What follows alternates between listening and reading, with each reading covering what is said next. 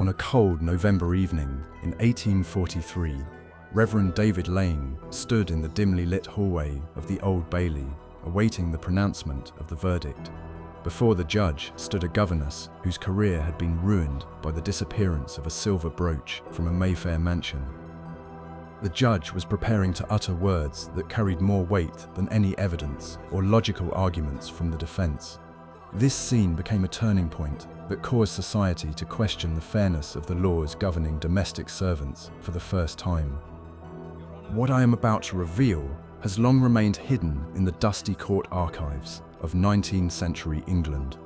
We are accustomed to viewing the Victorian era through the lens of balls and tea parties at wealthy estates.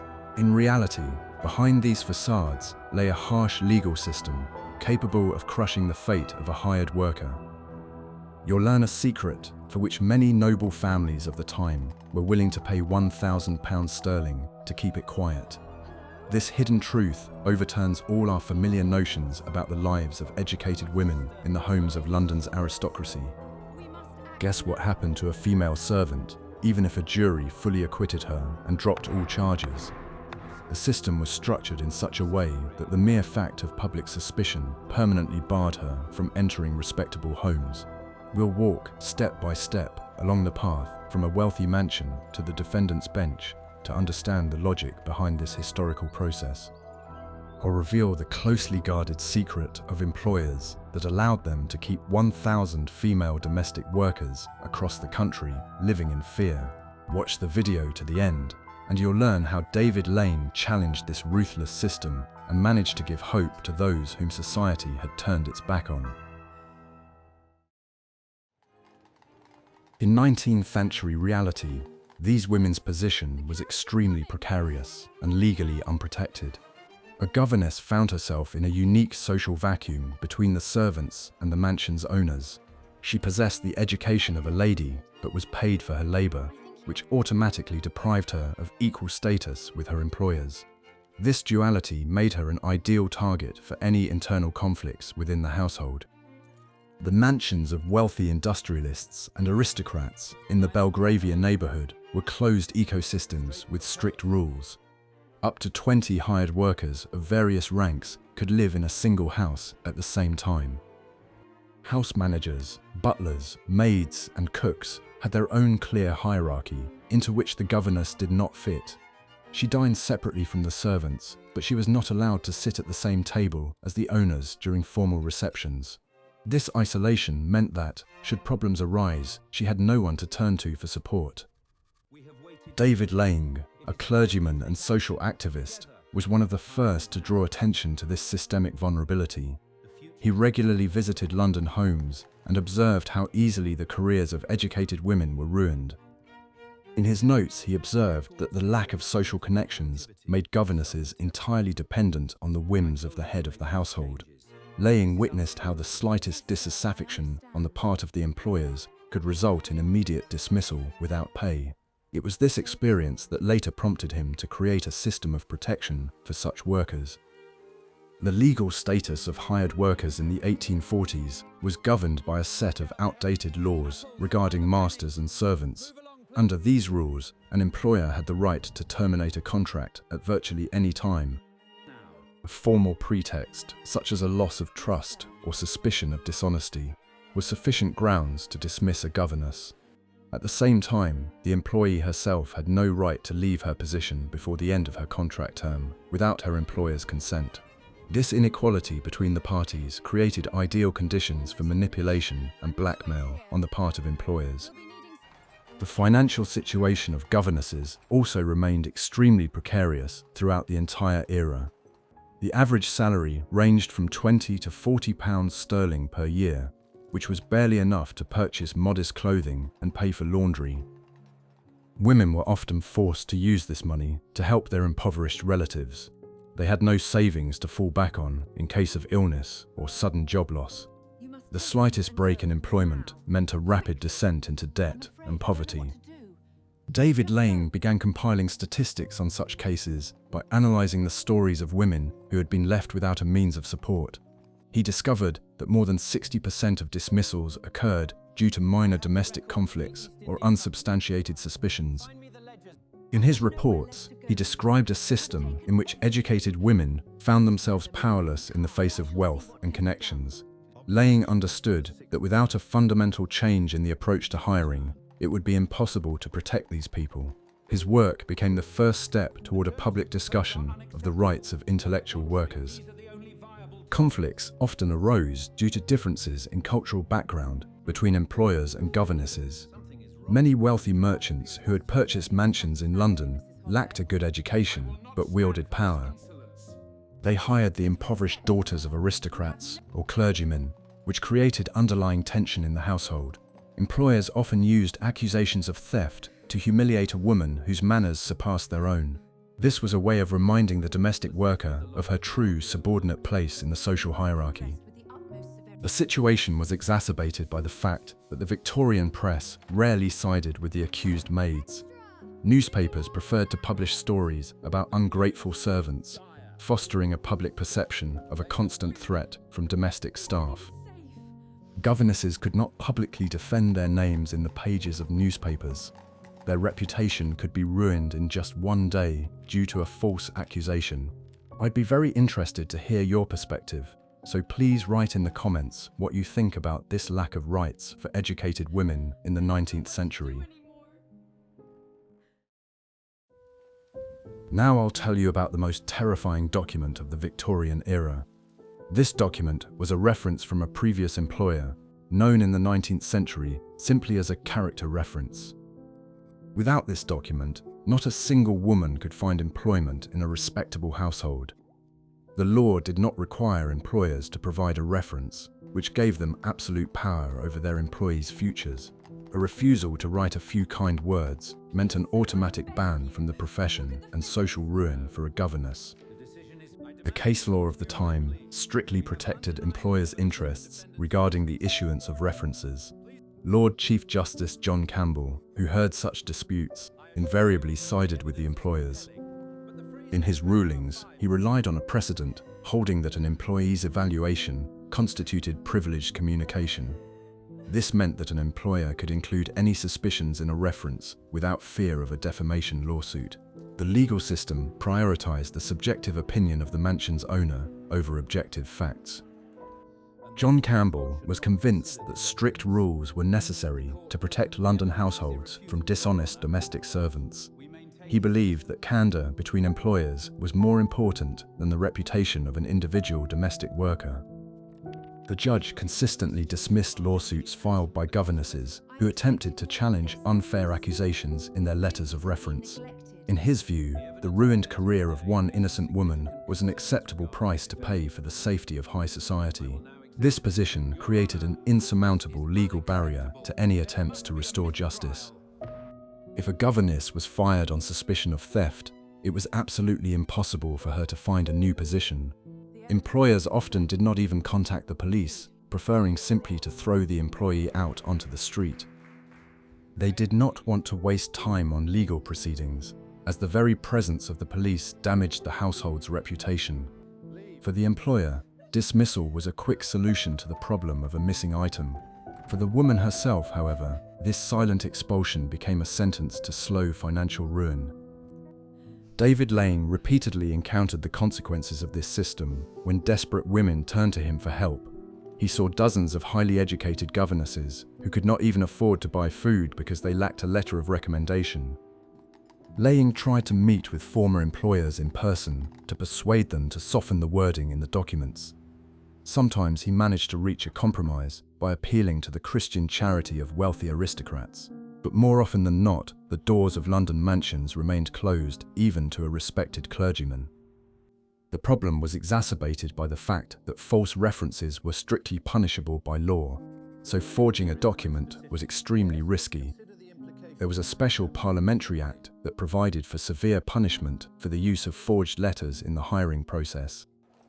The police regularly inspected employment agencies, identifying those who attempted to circumvent the system.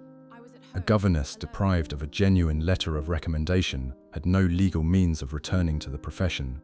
She found herself in a hopeless situation where honesty yielded no results and deception threatened imprisonment. Women endured unfair treatment, knowing that any conflict would result in the loss of that coveted document. This system created conditions for covert coercion, which was not openly discussed. Fear of the future forced female employees to put up with the harshest working conditions.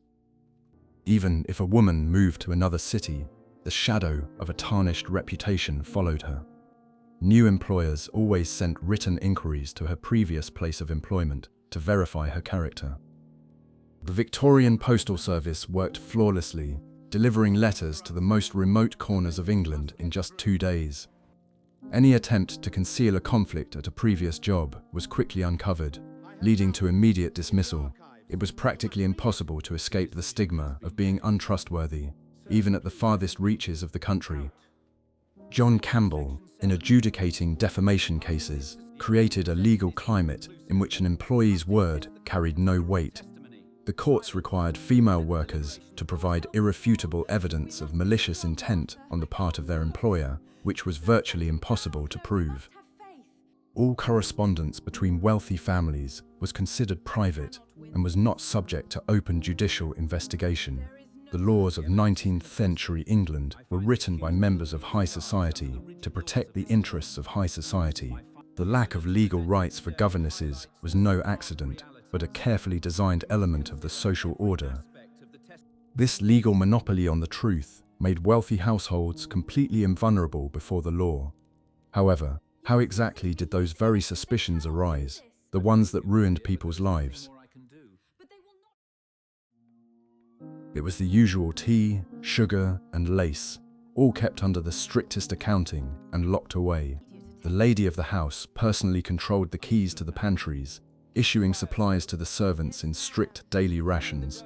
The disappearance of even a few spoons of rare Indian tea could trigger a full-scale investigation involving searches of every room. It was precisely these minor disappearances that most often led to devastating accusations against governesses.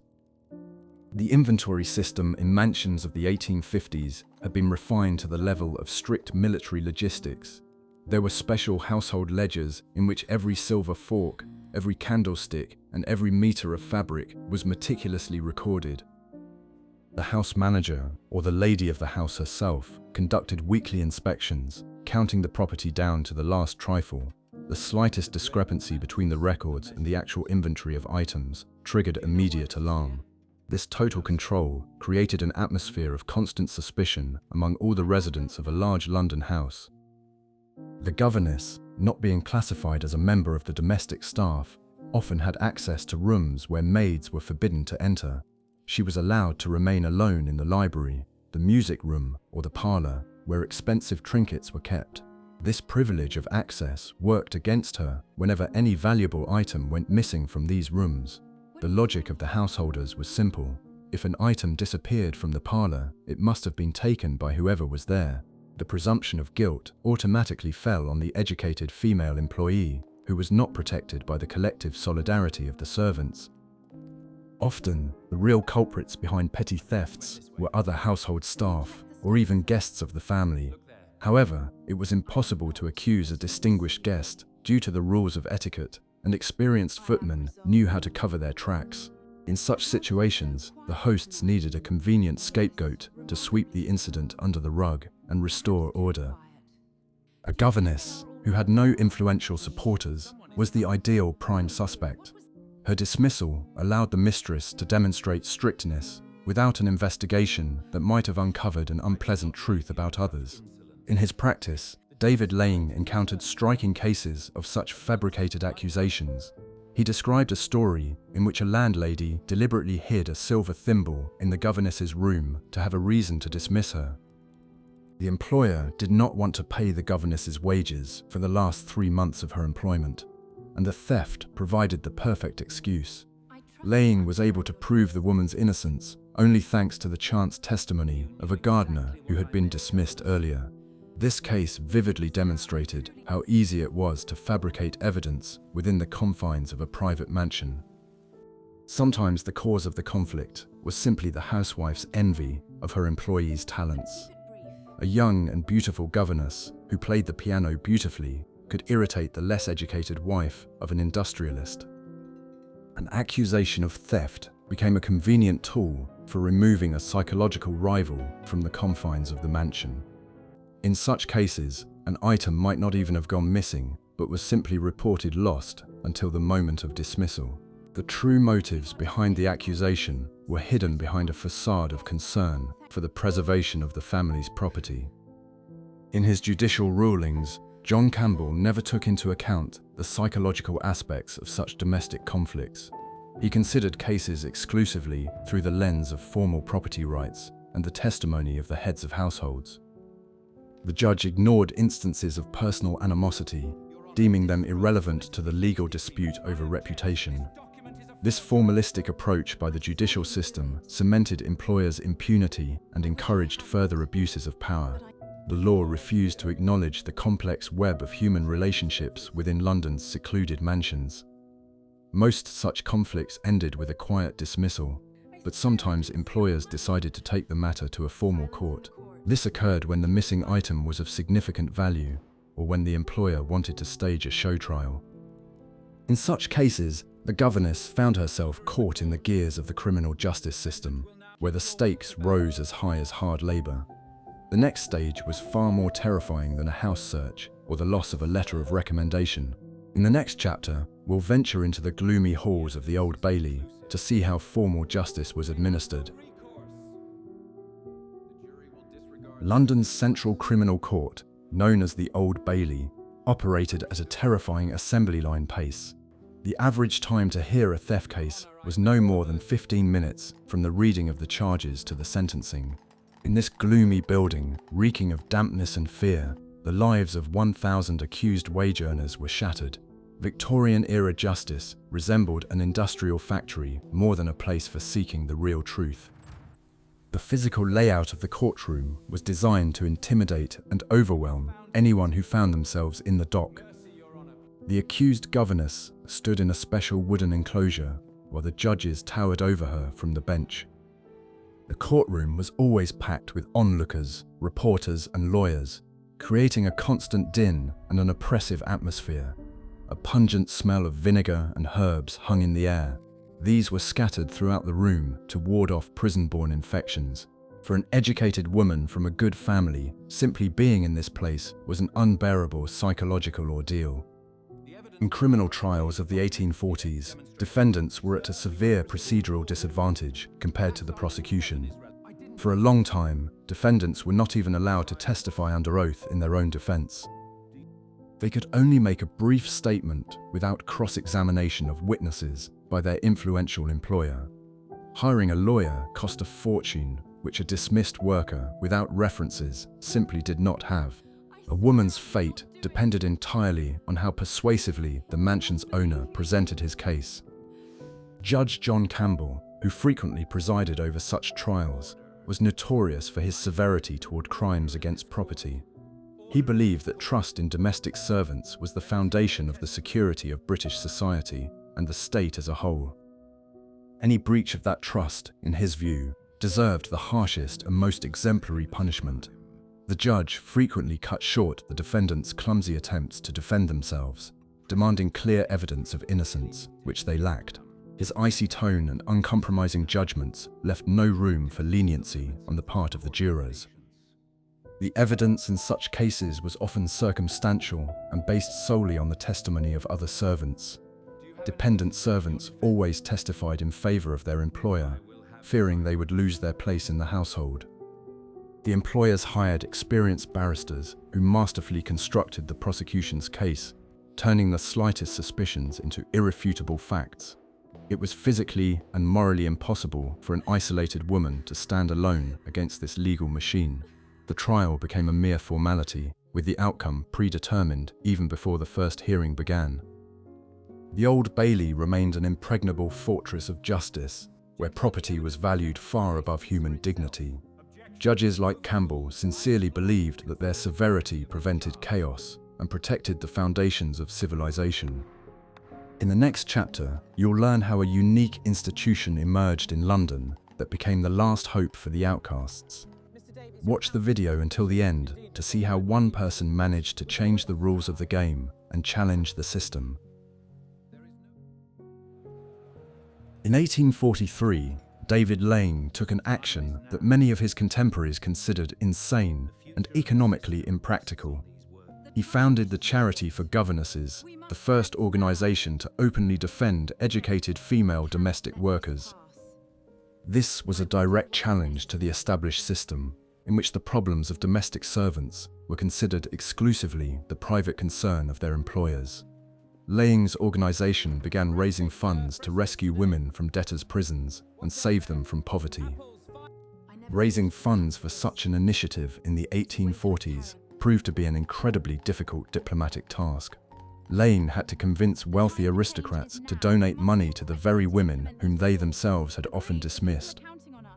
The priest used all his oratorical skills to frame the issue not as a class conflict, but as a Christian duty. He organized charity dinners, sent out hundreds of letters, and spoke at the salons of London's most influential people.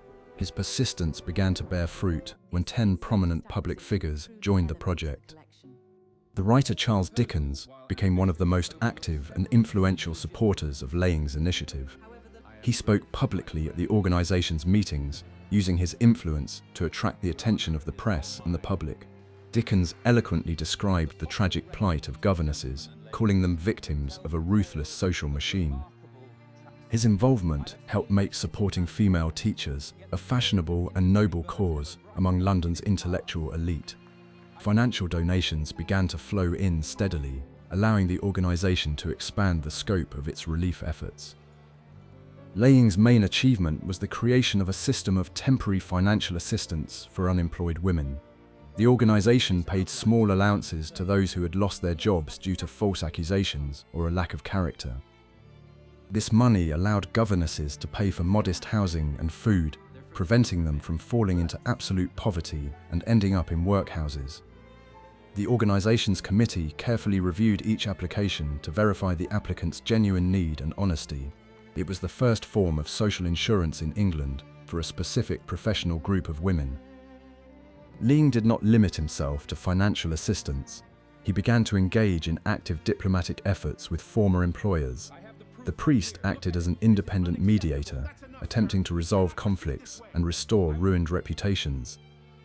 He would visit mansions, speak with the owners, and ask them to withdraw unfair accusations out of compassion. In some cases, his authority compelled employers to soften the wording in their letters of reference. However, he often encountered a brick wall of class arrogance and a reluctance to acknowledge their own mistakes. The organization's activities aroused covert irritation among advocates of strict legal norms, such as Judge Campbell. Conservatives believed that such charity undermined discipline and encouraged insubordination among hired workers. They argued that governesses should endure hardship, as this taught them humility and respect for their employers. Lane countered these arguments by demonstrating that despair and hunger had never led to the strengthening of moral standards in society. He continued his work despite criticism from influential members of the judiciary. Soon, the organization launched its own job registry to help women with tarnished reputations find work. Lane personally vouched for many of the candidates, using his own authority to compensate for the lack of ideal references from their former employers. He found employers among London's intellectual elite and progressive entrepreneurs who were willing to overlook past scandals. This initiative broke the monopoly of wealthy aristocrats on providing professional references in the educational sector. The registry became a practical tool for helping women return to a normal life and a stable income. In addition, Lane began working on establishing educational standards for governesses. She understood that a professional diploma could carry more weight than a subjective reference from an employer.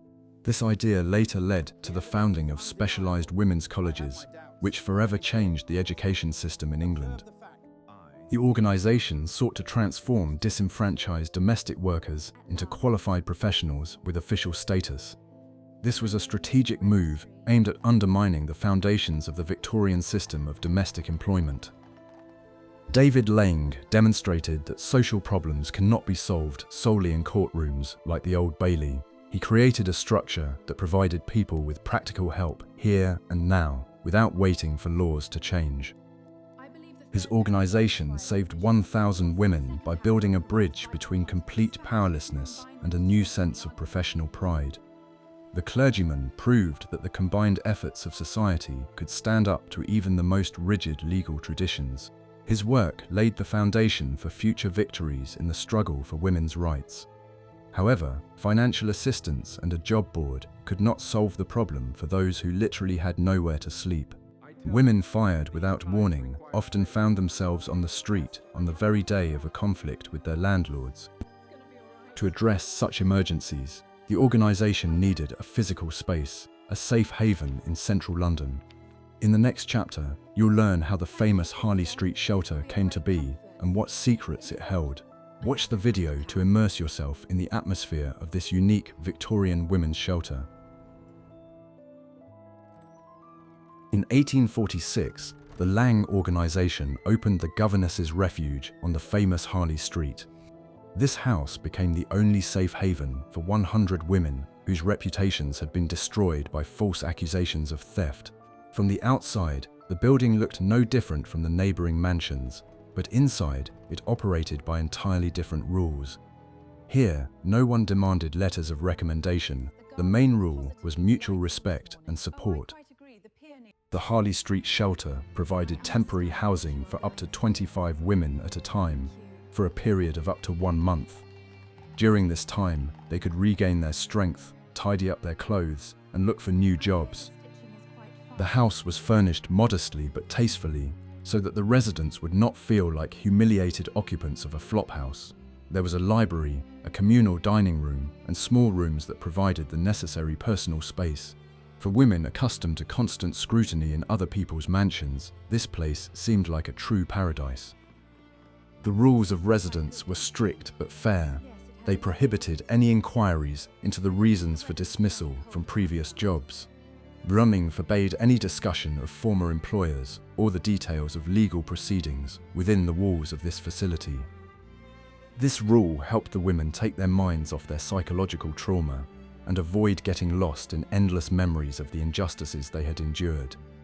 The shelter became a haven of emotional peace, where every resident could start her story with a clean slate.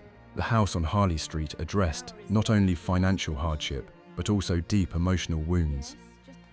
Funding the house required enormous effort, and Lang was constantly seeking new, generous benefactors. He invited distinguished ladies to tea parties at the shelter, so they could see for themselves who their money was helping. These visits shattered stereotypes that unemployed governesses were thieves or dangerous women. The guests saw before them well-mannered, educated, and deeply decent people who had fallen on hard times due to the cruelty of the system. This tactic made it possible to raise funds to purchase the building and ensure its stable operation for many years to come. Lang's efforts saved 1,000 lives, transforming Harley Street into an important historical monument to compassion. His approach to social welfare was decades ahead of its time, laying the foundation for modern charitable foundations. He did not merely provide women with a place to sleep, he restored their voice, status, and place in society. The shelter proved that solidarity can overcome even the harshest legal monopoly of the wealthy classes. It was a victory of humanity over cold calculation and class prejudice. However, despite Lang's successes, the official judicial system continued to operate according to the old rules.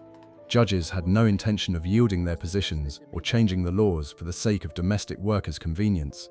How exactly did the judiciary attempt to maintain control over the situation in an era of change? Lord Chief Justice John Campbell was not a malicious man. He was a product of his environment and his time. He sincerely believed that the stability of the British Empire rested on the inviolability of private property and the authority of the head of the household. In his view, any rebellion by servants or attempt to challenge their employer's word constituted a threat to the state. This is precisely why his judicial rulings were so ruthless toward any displays of independence on the part of hired workers. Campbell was the architect of a legal doctrine that effectively exempted employers from the reach of libel laws. He ruled that an employer has the right to voice any suspicions about an employee, provided they do so without obvious malicious intent. Proving such malice in court was absolutely impossible, since a person's thoughts are hidden from others. This ruling gave wealthy families free rein, allowing them to destroy governesses' reputations with impunity over the slightest whim. The judge created the perfect legal shield to protect the privileges of the upper class. In his speeches, Campbell often appealed to the concept of the public good and the need to protect London households. He argued that the fear of losing one's references was the only reliable means of controlling the behaviour of domestic servants. If governesses were allowed to sue to defend their reputations, the courts would be paralysed by 1,000 petty domestic lawsuits. The judge chose the path of least resistance, sacrificing the fates of individuals for the sake of the judicial system's smooth operation. His pragmatism turned into a real tragedy for those caught in the crosshairs of false accusations. Nevertheless, the public trials at the Old Bailey gradually began to change public attitudes toward the issue. Journalists increasingly drew attention to the disproportionate nature of the punishments and the judge's cruelty toward educated women. Newspaper reports on the trials evoked sympathy among ordinary readers who saw the defendants as real people rather than criminals. The judicial system, in its attempt to preserve the old order, unwittingly drew attention to its own injustices. Public opinion was slowly but surely beginning to turn against Campbell's conservative logic. The judge failed to notice these changes, remaining confident in the infallibility of British justice until the end of his days. He left behind a vast legal legacy that continued to hinder social progress in the country for a long time to come. He became a symbol of an era when the law served exclusively the interests of the powerful and the wealthy. History has shown that legal impeccability does not always equate to historical righteousness. Campbell's rulings are studied today not as examples of justice, but as evidence of the cruelty of Victorian mores. The struggle between conservative law and the new social reality did not take place only in the halls of power. For the dismissed women, this battle unfolded every day in pawn shops and on the cold streets of London. How exactly did governesses survive in those days when Laying's charity was too slow to come to their aid? A dismissed governess, finding herself on the street, had only a few shillings and the contents of her trunk to fall back on. Within a day, she had to search for cheap lodging in seedy neighbourhoods where rent ate away at her remaining savings. Without a letter of recommendation, the door to wealthy households was closed, and Laying's organisation either did not yet exist or was already at capacity. A terrifying descent into poverty began, where every day demanded new sacrifices just to survive. The main financial institution for such women was the local pawn shop, where they took their few valuables. First, they pawned jewellery, silver watches, or expensive books given to them in better times. Then it was the turn of their fine clothes, so silk dresses, winter coats, and high-quality boots were traded for food. The pawnbrokers fully understood their clients' desperate situation and paid mere pennies for their belongings. Within a few weeks, a brilliantly educated woman would be stripped of all her possessions, left with nothing but a single worn-out dress. The loss of a presentable appearance completely deprived the governess of any chance of returning to her profession. In Victorian England, clothing was the primary social marker that determined how others viewed a person. A woman in worn-out clothes wasn't even allowed past the threshold of an employment agency, as she was mistaken for a common vagrant. The vicious cycle of poverty tightened, for without work, one couldn't buy clothes, and without clothes, one couldn't find work. Physical degradation inevitably led to profound depression and a loss of self-confidence. This invisible economic struggle, waged by 1,000 women, became an important part of Britain's social history. They proved that they could survive under the most inhumane conditions while maintaining their dignity and sanity. Their suffering became the foundation upon which the movement for women's economic rights later grew. Society gradually came to realize that depriving educated people of their means of subsistence was detrimental to the country itself. The economic isolation of governesses was becoming a problem, requiring a systemic solution at the state level. An understanding of these processes compelled reformers to seek new ways out of the crisis. David Laying realized that charity was not enough. The rules of the game in the labor market itself needed to be changed. He began to employ diplomatic tactics to persuade wealthy families to change their attitude toward letters of recommendation. How exactly did the priest negotiate with London's most influential lords to save ordinary working women? David Laying developed a unique negotiation tactic for dealing with wealthy families that broke their habitual patterns of behavior. He never accused the mansion owners directly, realizing that aggression would only provoke a rigid legal defense. Instead, the priest would visit them in their drawing rooms as a spiritual mentor, appealing to their compassion and conscience. This strategy allowed him to bypass the wall of class arrogance and secure concessions, even in the most hopeless cases. When a governess was fired on false charges of theft, Laying would immediately go to meet with the employer.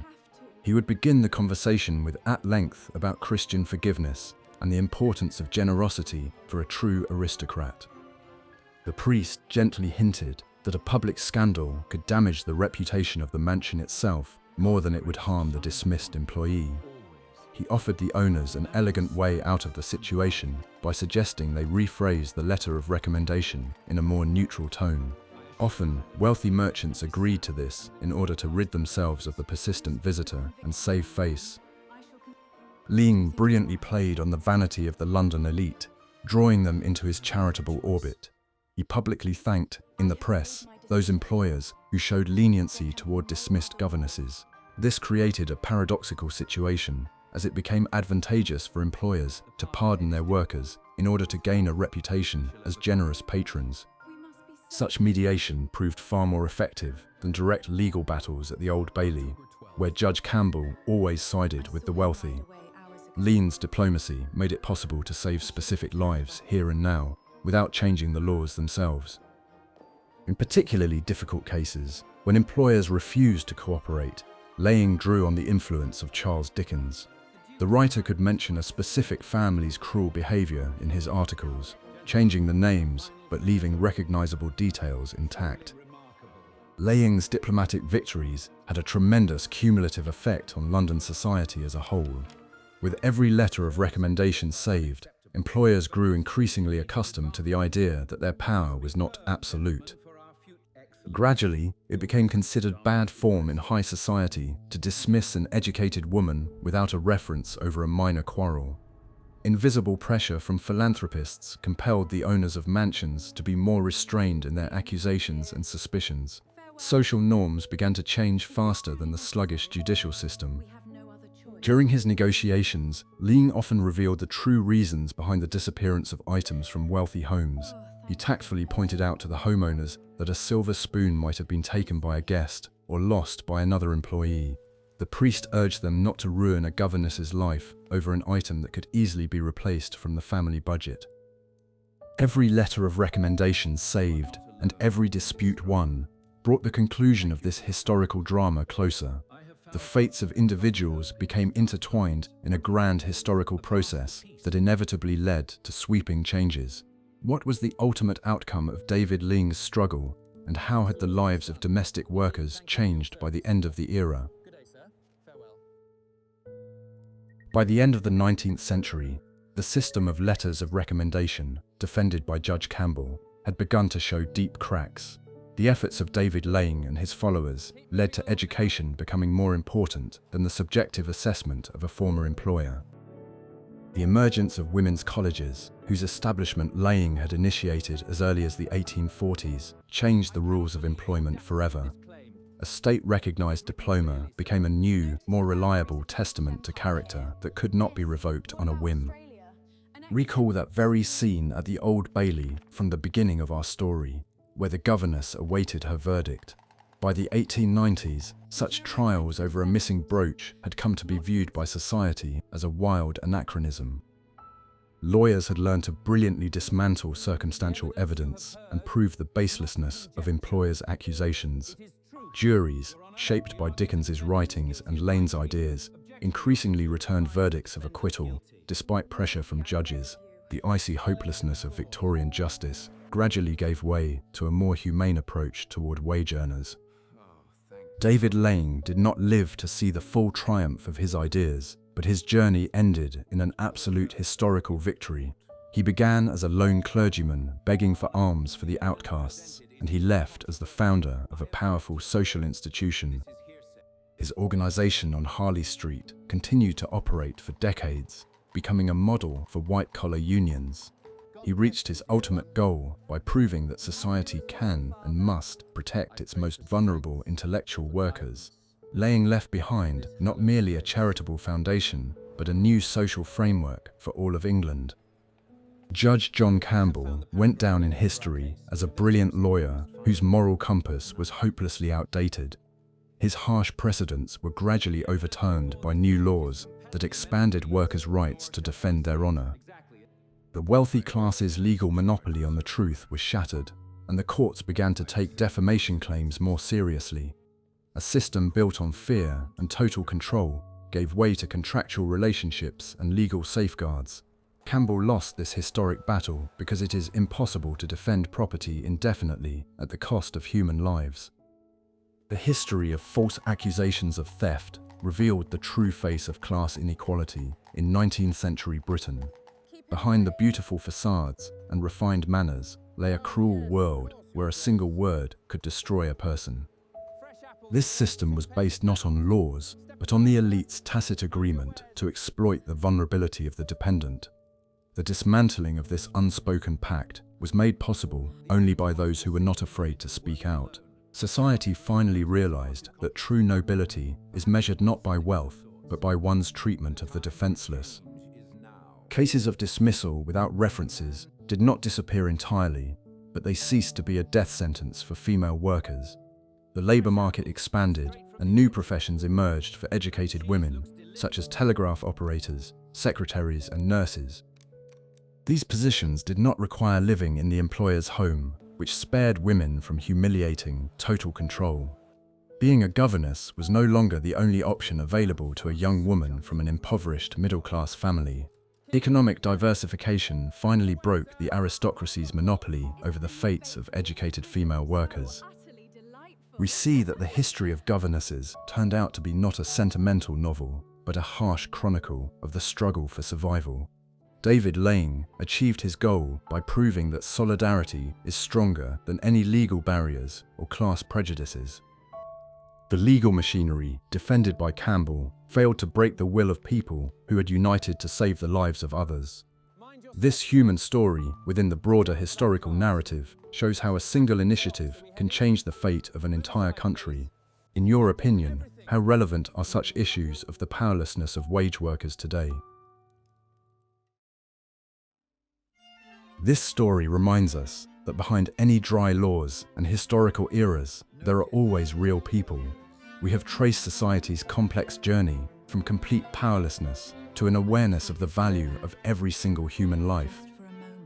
The struggle of David Lane and 1,000 nameless women has become an important lesson in resilience and compassion for future generations. What other little-known professions or hidden aspects of 19th century life would you like to learn about in our next videos? Share your ideas in the comments and be sure to subscribe to the channel so you don't miss our new historical investigations.